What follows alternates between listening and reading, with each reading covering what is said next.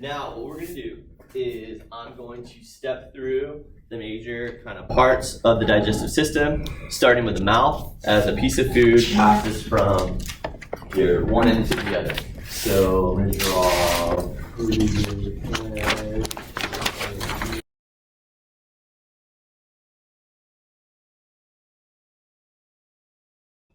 We'll start with food entering into the oral cavity, which is going to be situated right here, right? You're going to have teeth, right? That's situated here. Okay, and then behind the teeth, that's where we're going to have our pharynx. Comes down. And then above the teeth, that's where we'll have our nasal cavity, which is positioned right here. Everybody familiar with this anatomy? Okay, so you have your nasal cavity, your oral cavity, okay, and then your esophagus. What was the name of the tube of cartilages that connects the oral cavity to the rest of the lungs? It'll like right here. Larynx, okay? We're going to have the larynx, which is going to be situated right here. This is like a tube of cartilages. You got your thyroid cartilage there, and that's going to extend down to the trachea. Okay? Anybody remember the name of the flap of elastic cartilage that serves as a flap that sits on top of the epiglottis? That's the epiglottis. So this epiglottis is a little flap of elastic cartilage that sits right there, okay? And when this person is not swallowing, that epiglottis is a little trap door that is open, you know, and it allows air to kind of come into the nasal cavity and down into the larynx, into the lungs. Now we also have a tongue. We should draw that tongue in red or pink. And that tongue is positioned right here, okay? So that is the tongue. So we've got your nasal cavity, oral cavity, pharynx. This tube is a closed muscular tube that extends down to the stomach. What is the name of that tube? Esophagus. Esophagus, perfect. Now, okay, let's talk about the function of the oral cavity. Right, this is the oral cavity. So the oral cavity is really important because the oral cavity starts this breakdown process.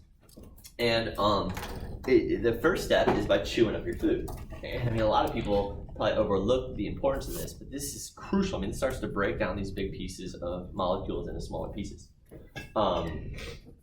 Let's say, what happens if you eat corn on the cob super fast? What does it look like coming out the other end? Like corn on the cob, right? Like it doesn't change that much. And a lot of people interpret this as like, oh, corn is completely indigestible. Remember that myth you always heard, like corn has no nutritional value? That's so false, man. Like corn is so nutritious, right? It has all that like carbs and proteins and all that stuff. Think about corn tortillas. Those are like really nutritious things. It's made up of mashed corn. So our body is really like loves corn. Corn's fine, but the outer shells of those kernels can be hard for our digestive system to completely dissolve if it doesn't have help from our teeth. If you were to chew up corn on the cob really good, like really thoroughly, it wouldn't look the same coming out the other end because, you know, those teeth have done a good job. That's a gross example, but it's true, you know, it really is true. And so it really helps to chew up your food to get all the nutrition out of it. Right? And it's a very important step. That is called mastication. So chewing is called mastication, and it's a form of mechanical breakdown in which you're using force to break things into smaller pieces. Two different ways the body can break things down. It can do it mechanically with force, like grinding things up, or chemically, and that's through chemical reactions, like enzymes. There's also some chemical breakdown that occurs in the mouth, and that's through the secretion of saliva. So saliva is important. I guess two roles that it has. Well, two major roles. Number one is that it moistens the food, and it makes it easier to swallow. Imagine eating saltine crackers if you didn't have saliva. Like it wouldn't happen, right? It would you choke because it would be too dry. It would just stick in your mouth and your throat. It'd be gross. So the saliva moistens that food into a easier to kind of swallow and process chunk. And then it also contains some enzymes like salivary amylase. I'll write this down. So the saliva contains, so in the oral cavity we chew things and then we produce saliva. One important enzyme in the saliva is salivary amylase. Salivary amylase is an enzyme that is specific to starches. And it starts to break down these long polysaccharides into smaller disaccharides and smaller polysaccharides. If you eat a piece of bread and you just keep it in your mouth for a long time, it'll start to taste sweeter over time because that salivary amylase is beginning to chop those long polysaccharides up so that they stimulate the taste buds that respond to disaccharides and monosaccharides. So, okay, you've chewed up your food, and now it is time to swallow, okay? Swallowing is a pretty interesting process. First thing that happens when you swallow, so let me back up. After you've chewed up your food and you turn that bite of food into this little ball of moistened, food that has been moistened by the saliva and kind of processed by your tongue, now it has a different name. It's called a bolus of food. And so a little chunk of food that you swallow after you chew it up is called a bolus. The first step that happens when you go to swallow is that you touch your tongue to the roof of your mouth. Try to swallow without doing that. Okay, I can't do it. That's a necessary step. Press the tongue to your roof of your mouth. Then contraction of the muscles in your cheeks and your pharynx is going to cause that bolus of food to go around either side of your tongue. And that's really what happens. And that bolus of food is now kind of pressed against the back of your throat, the back of your pharynx. So then, once it's in the back of your pharynx, your tongue creates a seal that prevents that food from coming back out the mouth. That's important because when you swallow, a couple of things happen. The muscles of your pharynx are going to squeeze that food. Like your tongue squeezes it back and your pharynx is going to squeeze it in the back of your throat. That food is going to want to probably just move right back out your mouth because it's being squeezed. What prevents it from doing that? Your tongue seals that off. At the same time, when you swallow, and you can even feel this, what happens to your larynx? What does your larynx do when you swallow? Goes up. Muscles of your pharynx pull your larynx up, or muscles, within your throat. What that does is it moves the larynx up, and it causes that trapdoor of the epiglottis to create a tight seal on the larynx. That's a good thing because the last place we want that food to go is into your larynx because that needs to stay clear for air, right? So the food's stuck right here, can't go out because of the tongue, can't go down because of the larynx. Does it go up into the nasal cavity? Yeah, you're laughing, right? No, it's true, and that kind of relates to this. What prevents the food from going up into your nasal cavity? What's that thing that hangs down on the back of your throat? Oh, the uvula. Uvula, right? A little flap of skin, the uvula. What he does is that he is going to rotate back, and I kind of drew this a little bit too large so I can extend it back like this. That uvula hanging down here is going to rotate up, and he's going to seal that little hole between the oral cavity and the nasal cavity. So now we're in the situation. This bolus of food here is being squeezed. You can't go up, can't go out, can't go that way. He's going to be forced into this closed muscular tube, the only other path that is open, which is the esophagus.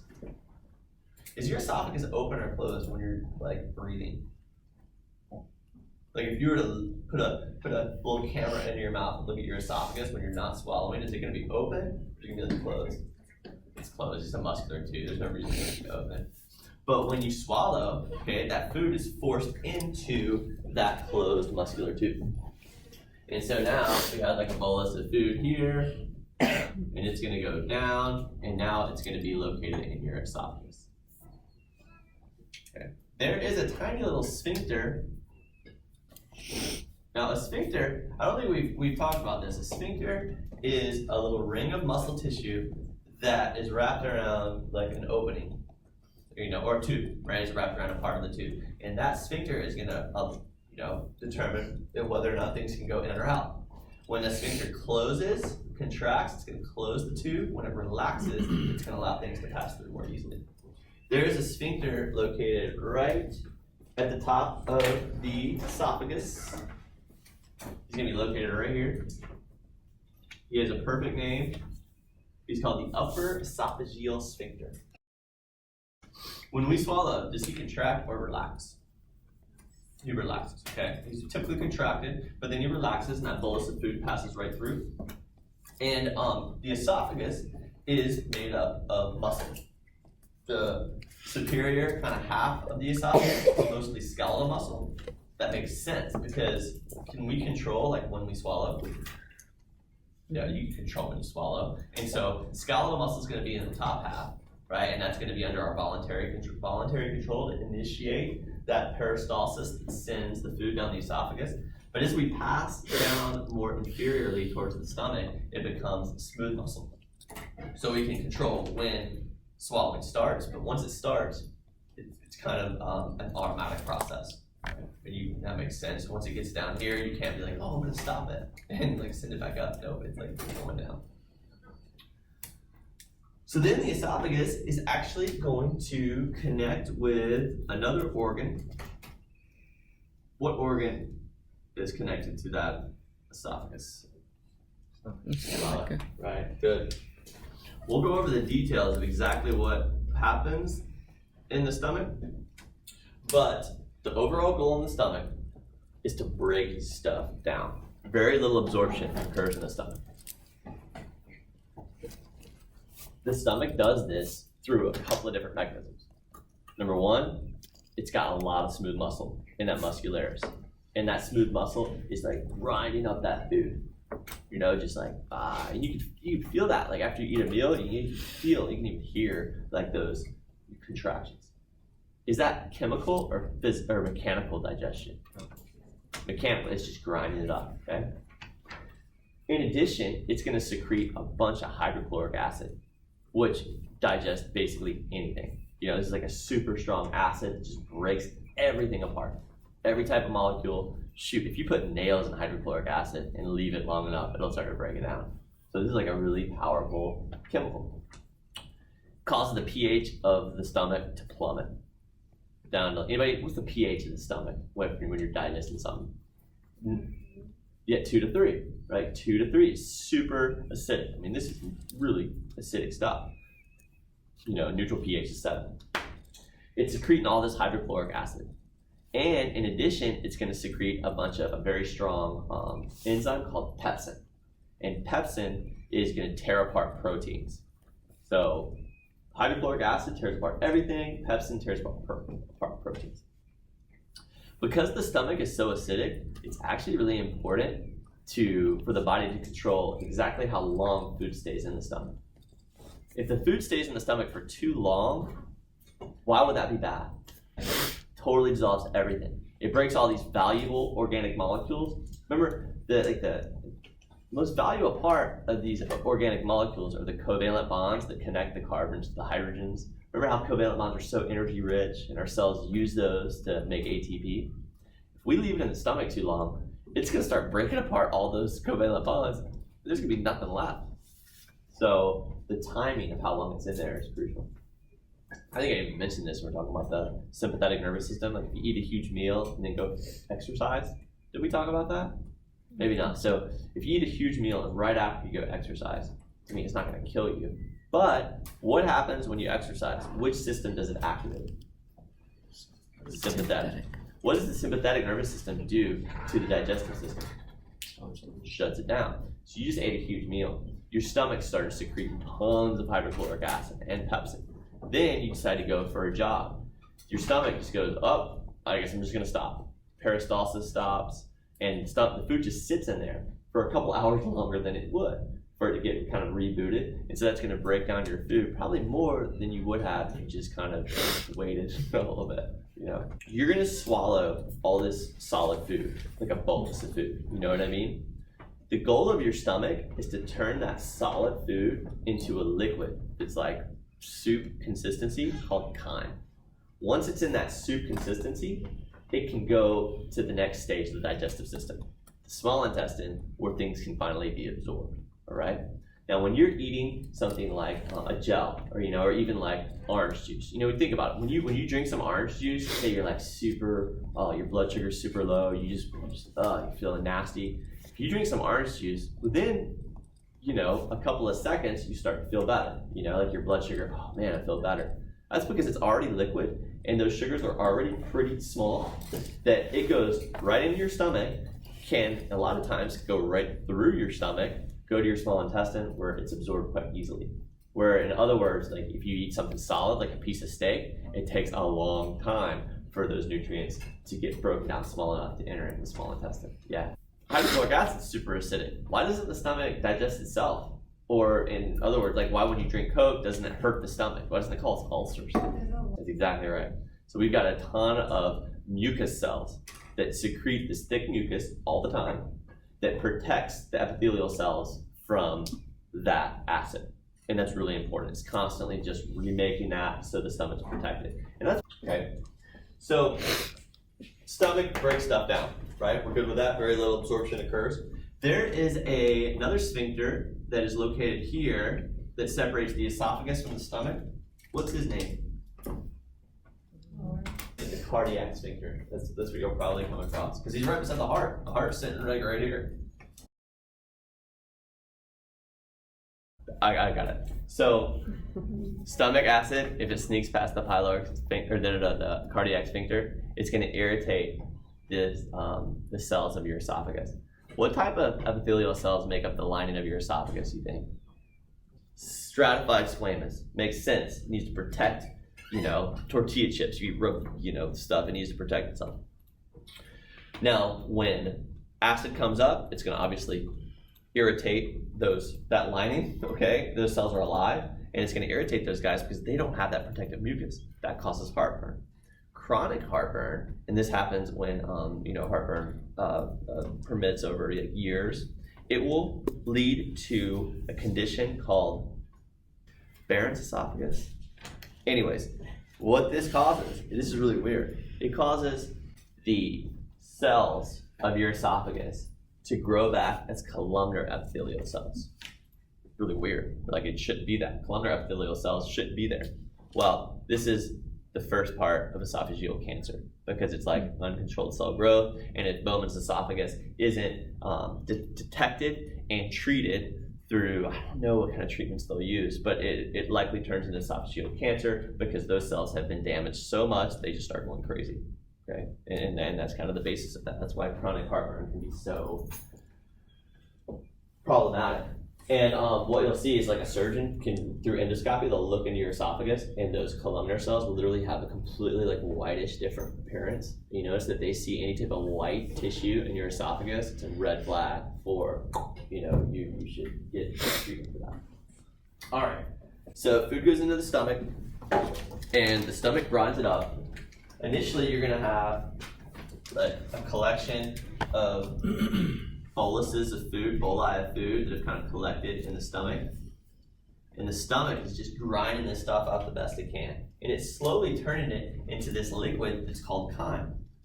Well, this chyme is gonna create this like current of fluid that's just rotating through the stomach, kind of in this direction.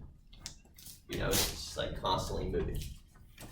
At the base of the stomach, you're gonna have another sphincter that connects the stomach to the first part of the small intestine.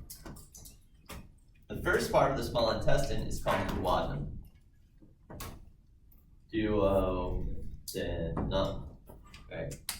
And those two parts are separated by another sphincter. What's the name of that sphincter?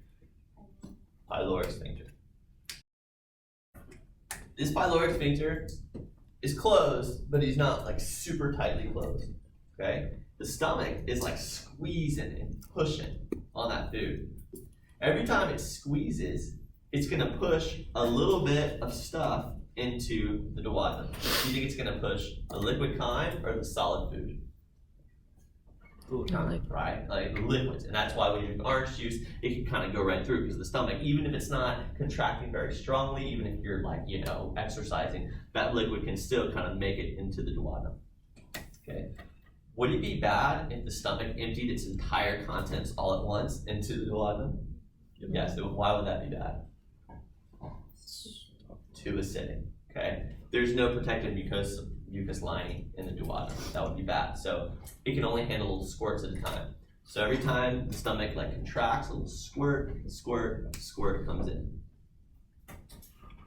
Now, the first job of the duodenum is to neutralize that acidic kind. Because this just came out of the stomach, super nasty stuff. We need to neutralize it. What would neutralize an acid? A base, bicarbonate. The job, that is going to be the job of the pancreas. The pancreas is an organ that sits kind of behind and underneath the stomach.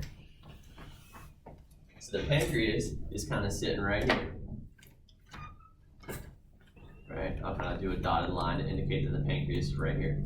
And the pancreas is going to have a duct that empties right there into the duodenum. Okay, so here's the pancreas. I'll kind of color him in to make him a little bit more obvious. Okay. And the first thing that the pancreas does is that he secretes a bunch of bicarbonate ions into the duodenum to neutralize that kind. That's good to go, right? And that gets the most abundant, that's the biggest secretion the pancreas does, just bicarbonate. Then, all right, we're going to start moving faster here. I'm kind of getting lost in the details. Then, the pancreas is also going to secrete a bunch of really important enzymes that are going to digest things like proteins, everything, proteins, fats, and carbs, right? So it secretes a bunch of bicarbonate and a ton of enzymes that are going to start breaking things down into smaller and smaller pieces. Meanwhile, you've got a big organ over here. What organ is that? You got the big old liver, which is located like right here. I'm going to do it as like a big dotted line because I don't want to mess up our drawing. Okay, we've got the big liver that's like right over here. The liver is going to produce a very important substance called bile. Okay, it's going to produce this bile. That bile is going to be stored in a little sac, a little bladder. What's the name of that bladder? Gallbladder, you got it. That gallbladder is going to be located like right about here. Doesn't really matter. Okay. That bile gets stored in the gallbladder, and then as needed, that bile is going to drain out of the gallbladder and unite with the duct that the pancreas uses to empty into the duodenum. So the gallbladder and the pancreas join together, or that those pathways join together right as they enter into the duodenum, so that the bile enters in at the same exact place. So I can do, like, this is way too detailed, but whatever. Bile is crucial for us to digest fats. We'll talk about how it works later, but bile is crucial for fat digestion. People sometimes get gallstones, and their gallbladder just is a horrible thing for them, so they'll get it removed. They can still eat fat, they just have problems digesting it. So it just comes out the other end looking like it did when it, you know. Yeah, this is way too complicated. That's all right. As summary, in the duodenum, what gets secreted into the duodenum? We got chyme from the stomach. What else? Bicarbonate. Bicarbonate from the pancreas. What else does the pancreas secrete? Enzymes. Bicarbonate and enzymes. What does the liver produce and store in the gallbladder? Bile. Bile. And where does that enter into the same place? Yes. Good. So now the duodenum is actually pretty short. It's only like 10 or 8 or 10 inches long. The duodenum is then going to turn into the first part of the small intestine, which is quite long. It's about 6 to 8 feet long. This is called the jejunum.